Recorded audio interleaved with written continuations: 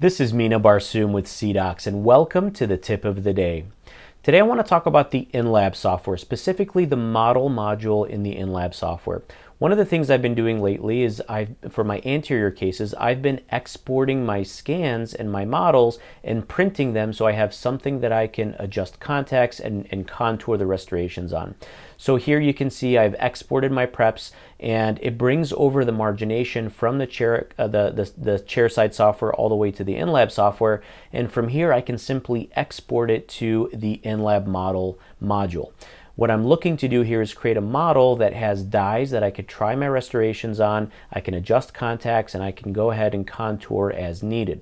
So my goal here is to clean up the model. It'll automatically add a flat base. It can make the model hollow. And then from here, I'll select my individual restorations or my preps, and then I can get ditched models for those preps.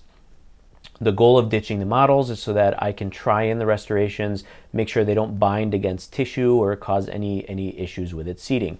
From here, I'm going to export the model as an STL. I'll then send it into my SprintRay software, and in my SprintRay, I'll be able to print this with my model resin. Now, there's a couple of different ways I can print this. You can see here it's set to the 50 micron resolution, which in this case will probably take about an hour and 10 minutes or so to print.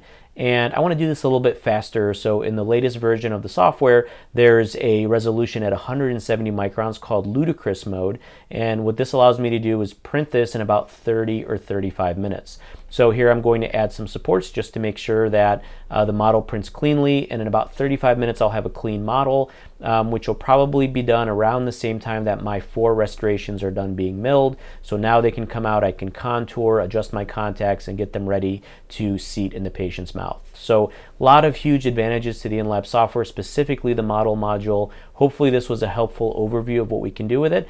And we look forward to seeing you again soon in future videos. Take care.